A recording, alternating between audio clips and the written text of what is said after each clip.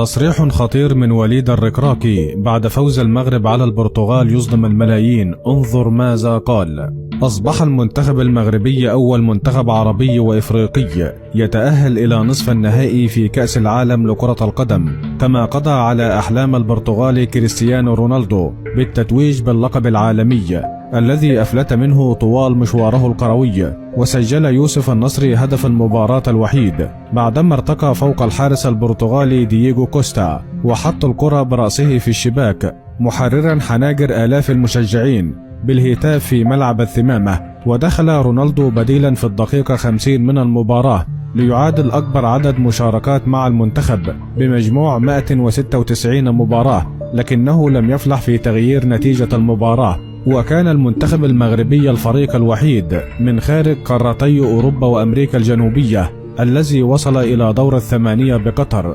وفاجأ المغرب متابعي كرة القدم بمستواه الرائع وتصدره للمجموعة السادسة التي ضمت اثنين من أبرز المرشحين للمنافسات على اللقب، كرواتيا وبلجيكا، قبل أن يطيح بمنتخب أسبانيا المتوج بلقب المونديال في جنوب إفريقيا. وبعد انتهاء المباراة فقد صرح مدرب المغرب وليد الركراكي تصريح خطير بعد المباراة وقال عندما سأله المذيع: وليد، كتبتم التاريخ، المغرب في نصف النهائي، تستحقون ذلك، أنتم قريبون جدا من الكأس.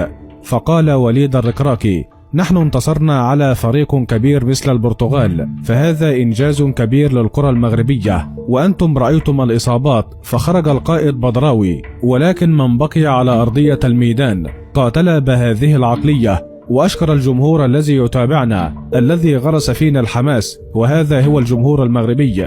وكان يجب علينا اليوم أن نكتب التاريخ لإفريقيا وللعرب والمسلمين. فقال له المذيع: أنتم غيرتم وجه كرة القدم وخارطة كرة القدم بفضل المغرب التي أصبحت كبيرة يجب احترامها. فقال وليد الركراكي: المشكلة ليست بأن الكل يحترمنا لأننا نلعب جيدا، ولكن سنجبر الكل ليحترمنا لأننا نحترم أنفسنا أولا وللآخرين، فالاحترام أهم شيء، وكذلك نجعل الكل يحترمنا لموهبتنا. ونحن رغم الإصابات تماسكنا ولعبنا بروح جماعية من أجل إسعاد الشعب المغربي والعربي والإفريقي، وكذلك جعلنا إفريقيا تعود على الطريق الصحيح بفضل المغرب. فقال له المذيع: ماذا تقول يا وليد للجمهور العربي؟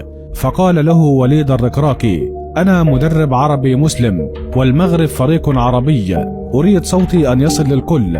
نريد نزع فتيل الأزمة بين الشعب المغربي والشعب الجزائري، فالشعب الجزائري هو شعب مسلم والشعب المغربي كذلك. وأوصانا الله عز وجل أن نعتصم بحبل الله ولا ننظر للفتنة، فالفتنة لا تولد إلا الفقر.